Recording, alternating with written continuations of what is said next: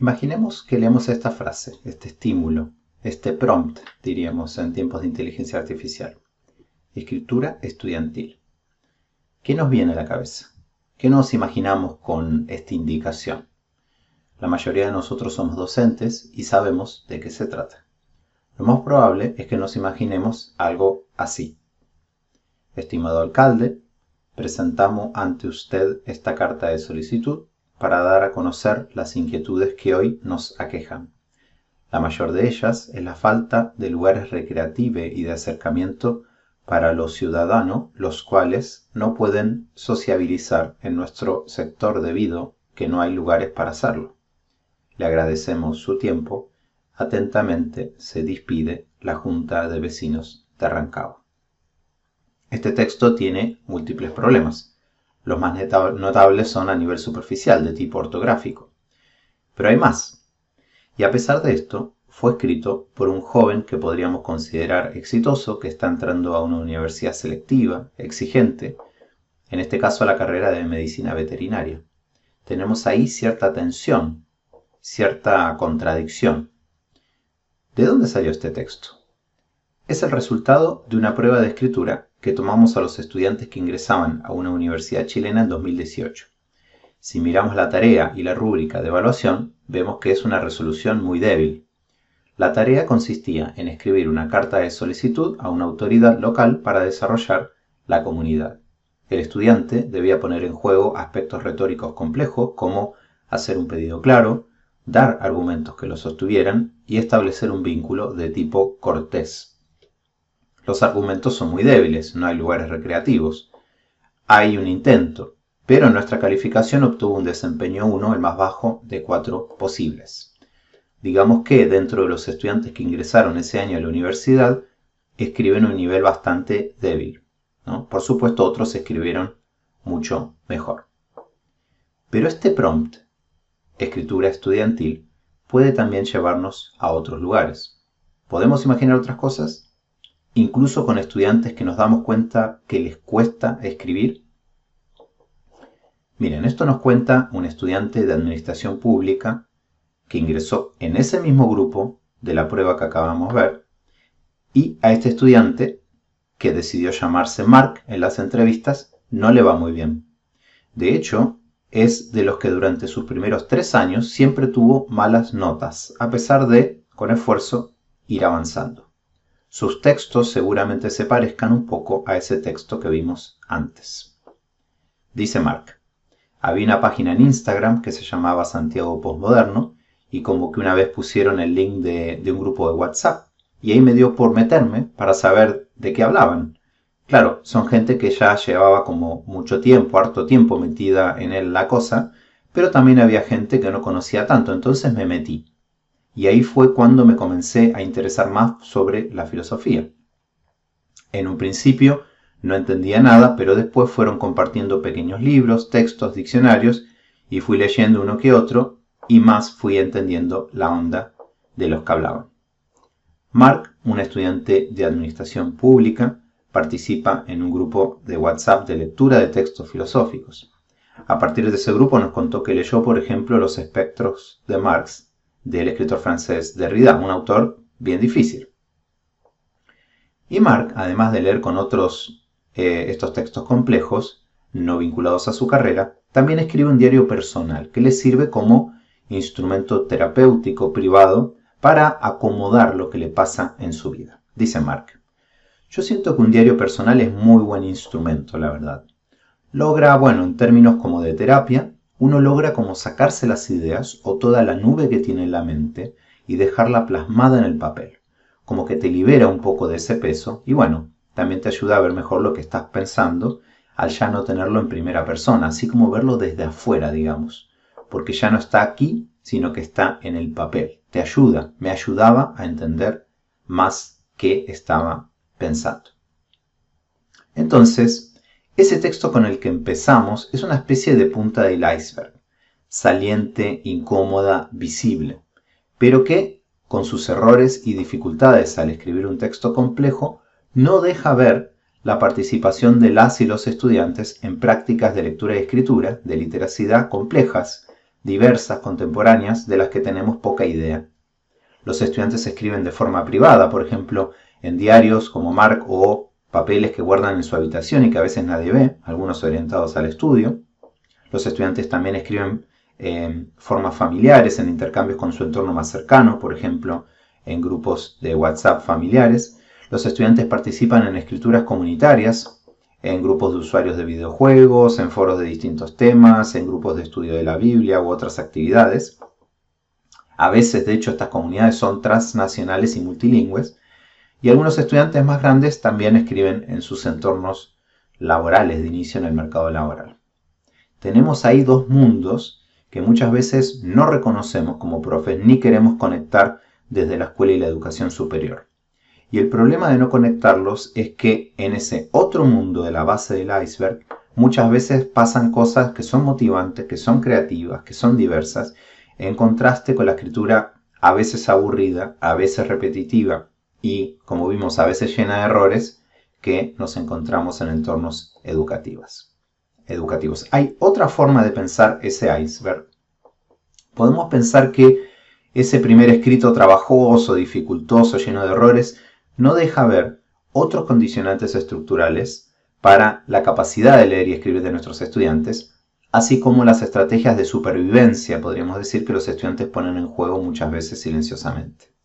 La valoración de lo que pueden o no hacer y de lo que significa la lectura y la escritura en sus vidas, su capacidad de gestionar su tiempo y espacio, vamos a hablar más de eso en un rato, las limitaciones logísticas para desplazarse a trabajar o para concentrarse y estudiar, la necesidad o no de, por ejemplo, cuidar familiares, de trabajar los fines de semana, el entorno familiar y su apoyo o no, los sponsors de literacidad que existen en la escuela, la familia o el barrio que apoyan esos procesos, la creatividad y agencia para abordar desafíos o el acceso a bienes culturales y educativos como puede ser un computador. Hoy vamos a explorar esos lados ocultos del iceberg. Pero déjenme antes volver una vez más al prompt de inicio, escritura estudiantil. Podemos preguntarnos ya no qué asociamos nosotros, sino qué asocia la inteligencia artificial, ¿cierto? Así que escribí exactamente eso, como ven, escritura estudiantil en ChatGPT versión 4 Omni, y me dijo esto: ¿qué implica la escritura estudiantil? Y dice el chat: es una actividad situada. La escritura estudiantil es una práctica situada social e institucionalmente, es decir, no puede entenderse fuera de las normas, expectativas y géneros propios del contexto en que ocurre. Esto significa que hay una forma de escritura en la escuela y la universidad que es válida, que existe y que tiene ciertas características y responde a ciertas ideas de los docentes y de la comunidad. Muy bien el chat ahí citando a Beiserman y Carlino.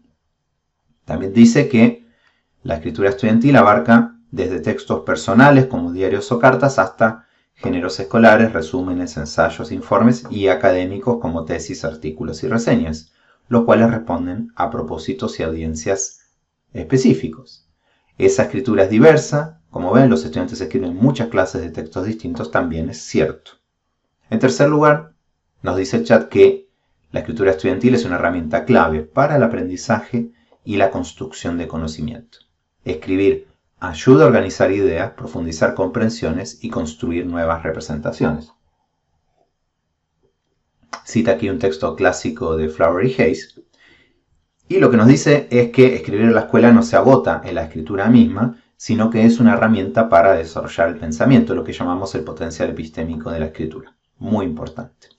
En cuarto lugar, nos dice el chat que muchas veces la escritura estudiantil está mediada por prácticas evaluativas que reflejan relaciones de poder entre docentes e instituciones y los propios estudiantes, y cita a Ivanich en un libro muy importante. Aquí lo que nos está explicando es que cuando un estudiante escribe en la escuela o en la universidad, no lo hace en un vacío de gente igual y afín, que queremos todos lo mismo, sino que se juegan dinámicas de poder de algunos sobre otros.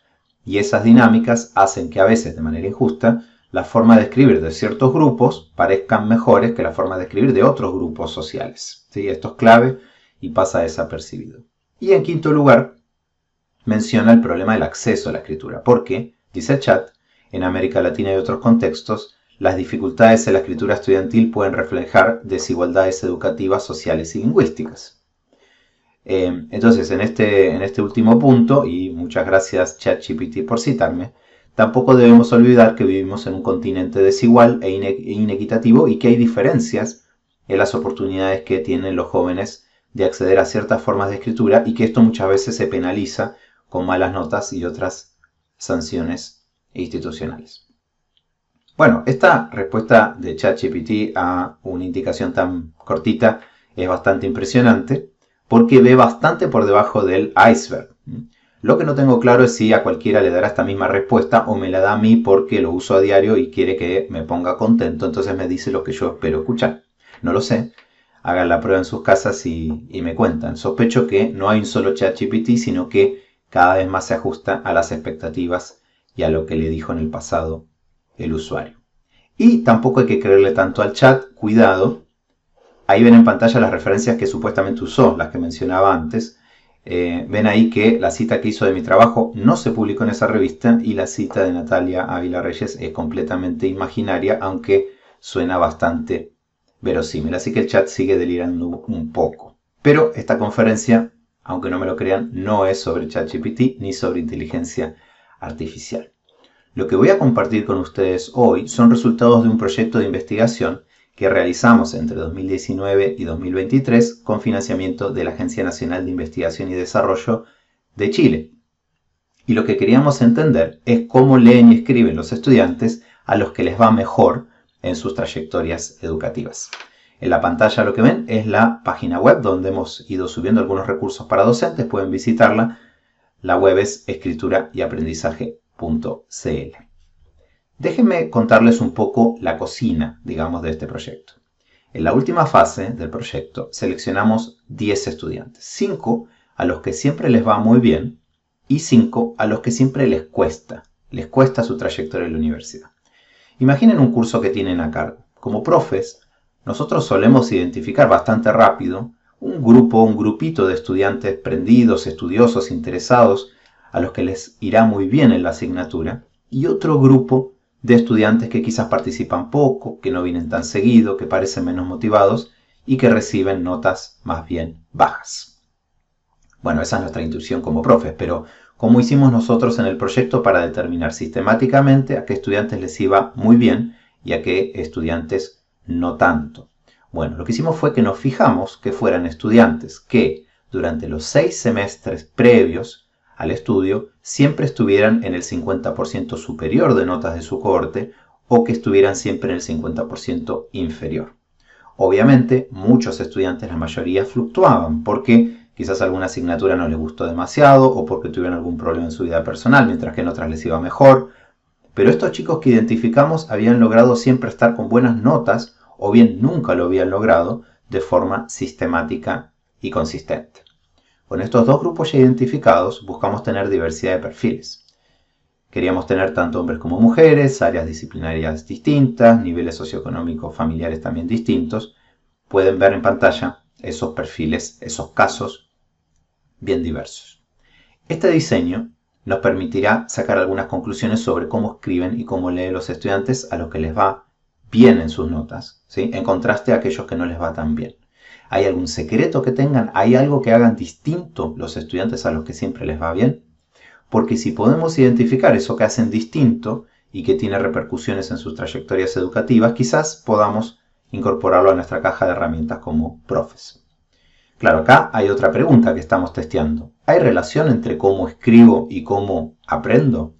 Recuerden que en la contestación del ChatGPT medio imaginativo anterior nos indicaba que la escritura es una herramienta clave para el aprendizaje y la construcción de conocimiento porque escribir ayuda a organizar ideas, profundizar comprensiones y construir nuevas representaciones. ¿Estos chicos nos ayudarán a apoyar esa hipótesis? Bueno, a todos estos estudiantes les hicimos 20 entrevistas semiestructuradas con un dúo de entrevistadores, transcribimos, codificamos el corpus, casi 20 horas de entrevistas. Nos interesaban ciertas categorías, por ejemplo, la autorregulación, los espacios de desarrollo de la literacidad, la motivación, las prácticas vernáculas, que son las formas de leer y escribir fuera de entornos educativos y las estrategias y dinámicas para leer y escribir. Bueno, ¿y qué encontramos? Les voy a pedir que, mientras voy compartiendo los resultados, hagan la operación mental de trasladarlos a sus propias aulas, a sus propias experiencias, a sus propios estudiantes y a las maneras en que enseñan y ejercitan la escritura en sus cursos. Quiero que piensen de qué manera estos resultados que veremos a continuación confirman lo que ustedes hacen como profes o quizás les dan algunas pistas para hacer algunos ajustes y probar algunas ideas nuevas. Lo primero que encontramos, el primer contraste, no está directamente relacionado con lectura y escritura, pero creo que debemos destacarlo igual. Los estudiantes a los que les va mejor tienen un mayor compromiso y disfrute de su carrera. En cambio, los estudiantes a los que les va peor expresan menor compromiso y motivación. Esto ya lo sabíamos, pero no viene mal recordarlo. La motivación está relacionada, como causa o como consecuencia, con mi desempeño. Fabi, por ejemplo, un estudiante de alto rendimiento, nos dice: en cuanto a la lectura, podría decir que me entretiene la lectura de mi carrera. Me gusta mi carrera, igual como que lo considero dentro de un hobby, por decirlo así, el leer para la universidad. La verdad es que a medida que pasan los ramos, me doy cuenta de que me gusta mucho más la psicología de lo que tenía contemplado al momento de postular. Erizo, en cambio, a la derecha, un estudiante de bajo rendimiento, dice: yo creo que hubiera estudiado teatro. Fue mi gran como problema en el momento de entrar a la universidad. La verdad es que no tuve la oportunidad de escoger. Fue mi familia quien me lo terminó implantando. No me gusta la universidad como tan formal, no sé. No me gusta ver a gente como estresada estudiando algo que ama o las posibilidades o imposibilidades de ciertas personas. Fabi se va encantando con la carrera. Quizás porque empiece a irle bien. En cambio, a Erizo le gustaba el teatro, pero por presión familiar entró a la carrera de Ingeniería Industrial. Una carrera que además seguramente paga a su familia porque no tiene gratuidad. Con la siguiente categoría nos acercamos más a la lectura y la escritura, pero sigue siendo una mirada más amplia. Detectamos una diferencia en las habilidades de autorregulación de estudiantes de alto y bajo rendimiento al momento de leer, escribir y estudiar. Los estudiantes de alto rendimiento tienen estrategias de autogestión desarrolladas, organizan muy bien su tiempo y espacio para estudiar, leer y escribir. En contraste, los estudiantes de bajo desempeño reportan dificultades de organización y obstáculos externos que se interponen en esos procesos. Paz, una estudiante de alto desempeño, dice: yo por mi parte soy muy ordenada, entonces necesito tener todas las cosas a la mano, todas las cosas en mi escritorio. Entonces cuando voy a escribir un paper o algo, necesito tener, bueno, ahora que todo se hace online, todas mis fuentes de información abiertas en el computador. George, también de alto rendimiento, dice: se podría decir como actividades de escritura en relación como bien a la organización. Casi todo lo planifico. Tengo que leer como una hoja de ruta o algo así. Planificar todo lo que tiene que ver con mis tiempos también. Los estudiantes de bajo desempeño muestran contrastes muy marcados. Lily dice: en realidad, a veces me cuesta un poco el tema de organizarme con los tiempos. Y aparte, como hay momentos en que hemos tenido bastantes trabajos o pruebas, el tiempo se acorta mucho. María dice: en la casa para mí es más complicado porque aquí en la casa me distraigo demasiado. Me pongo a hacer un trabajo como a las 5 y después ya del trabajo avancé como 15 minutos, me fui a pasear para abajo, me puse a hacer otras cosas, me pongo a ver una serie, pero no puedo hacer el trabajo en casa. Vamos ahora a entrar a las estrategias para leer y escribir en contextos escolares y académicos. El primer hallazgo es que los estudiantes de alto y bajo desempeño comparten ciertas estrategias comunes. Todos ellos planifican, usan apuntes de clase, releen, subrayan, toman notas. Estos elementos en común tienen que ver con que, a pesar de ese alto y bajo rendimiento del que hablábamos al principio, todos estos estudiantes han ingresado a la universidad, han pasado exámenes muy estrictos de selectividad y han persistido hasta su cuarto año al menos. Son todos ellos buenos estudiantes. Sin duda es esperable encontrar muchas cosas en común porque estas estrategias son valiosas y les dan resultados para el aprendizaje y el rendimiento académico. Pero, sin embargo, hay importantes diferencias y quiero subrayarlas.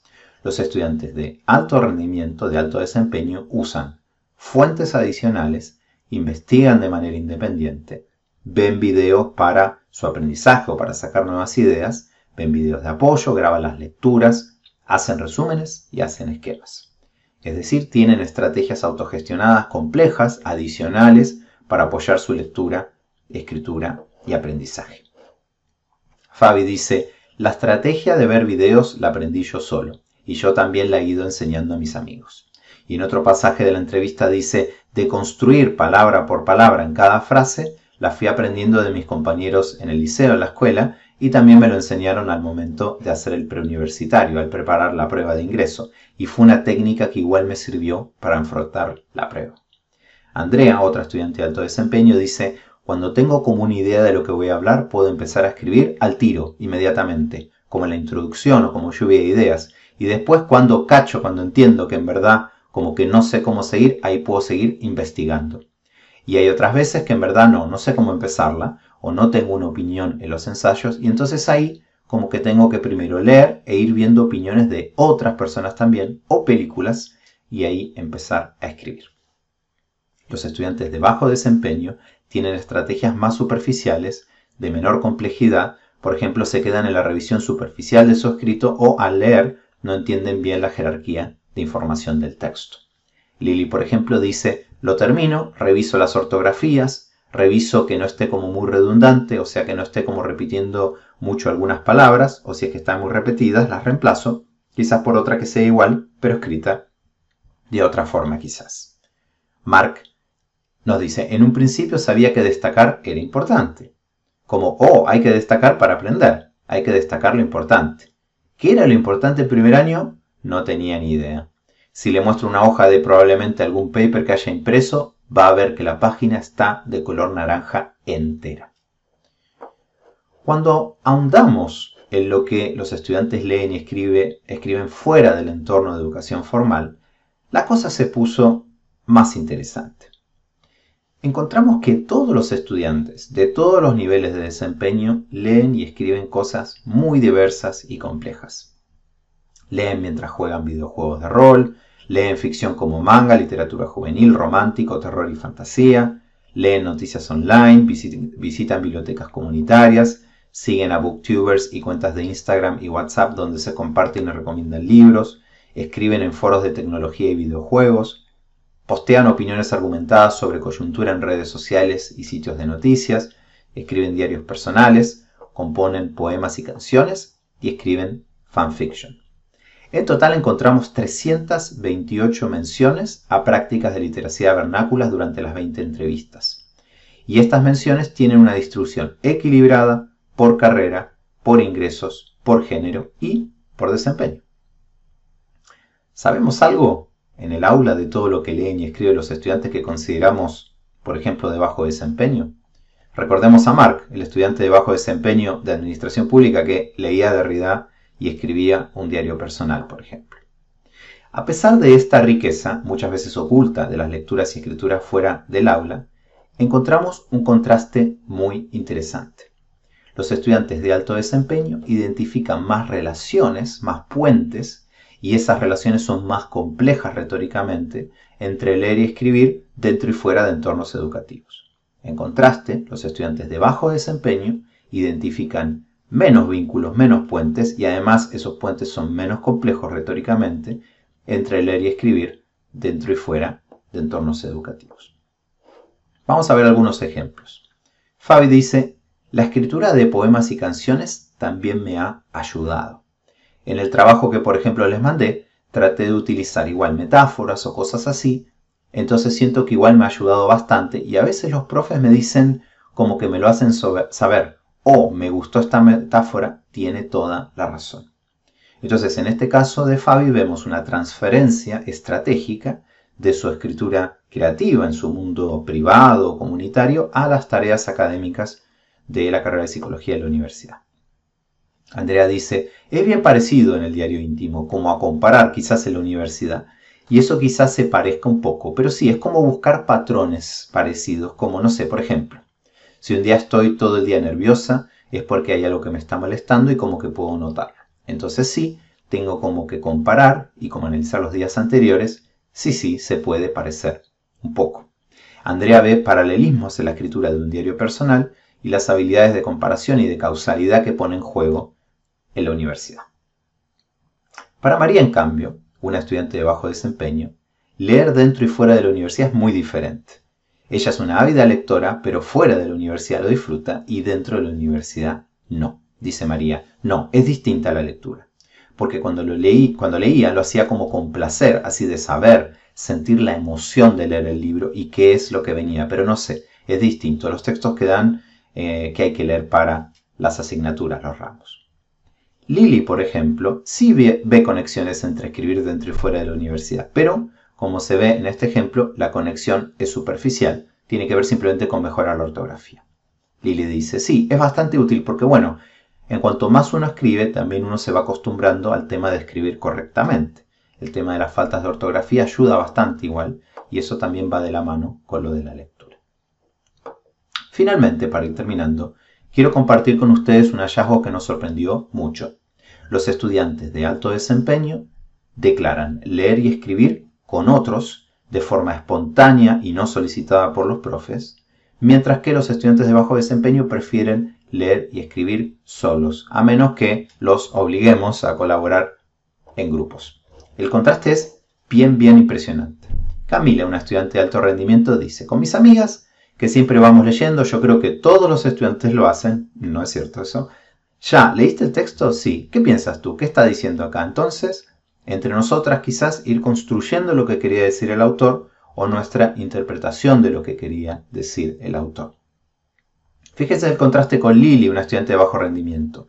Leer es una actividad que prefiero hacerla sola, porque es como que lo disfruto más. Es como que el momento de estar como sola, quizás de despejar la cabeza y bueno, el tema de tener un poco esa intimidad, esa como estar como alejada de todos. Lo mismo pasa con la escritura. Fabi, un estudiante de alto desempeño, dice, mi hermano me suele leer los trabajos de la universidad también y me va diciendo, oye, esta oración podría estar de esta otra manera, o no sé, yo también voy haciendo lo mismo con él. Erizo, en contraste, se ocupa de todo y escribe solo, aun cuando esté en grupo. Nos dice, yo soy el que normalmente se ofrece a escribir eso porque prefiero hacerlo yo.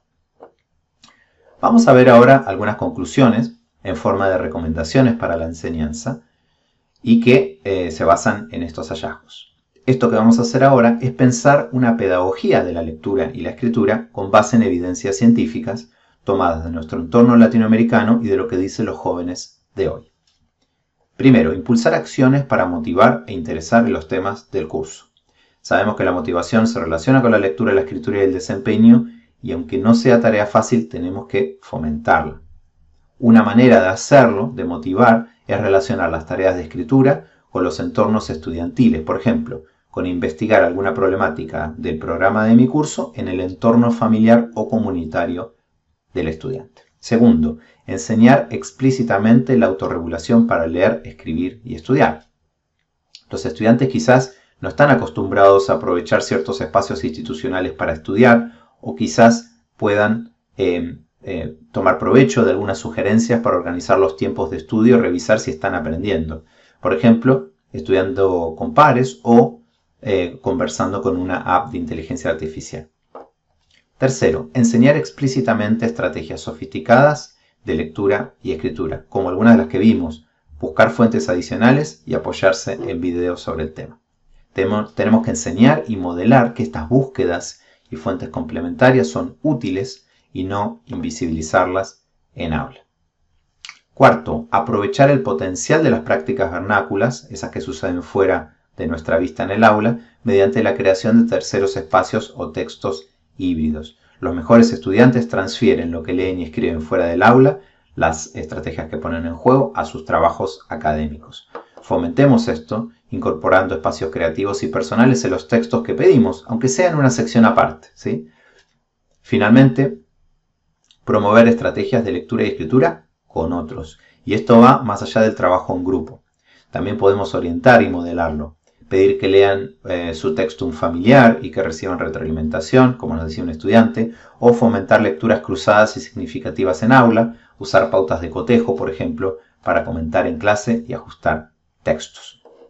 Cerramos con la imagen del comienzo. un mismo estudiante que quizás le cuesta escribir y aprender en aula, que se frustra, pero que tiene un rol de escritor en su habitación donde tiene mayor protagonismo y saber, pero del que nosotros sabemos bastante poco como profes. Este, de hecho, es uno de los hallazgos de nuestro estudio. Y me gustaría cerrar esta charla con algunas preguntas para que puedan apoderarse de estos hallazgos y estas sugerencias docentes y las transformen en sus propios contextos educativos. ¿En qué aspectos modifica esta charla mi idea de la escritura? ¿Qué hallazgos confirman mis intuiciones como profe, como docente? ¿Qué sugerencias podría aplicar a partir del lunes en mis cursos? ¿Y qué aspectos no? ¿Qué aspectos son diferentes, operan de manera diferente con mis estudiantes? Muchas gracias.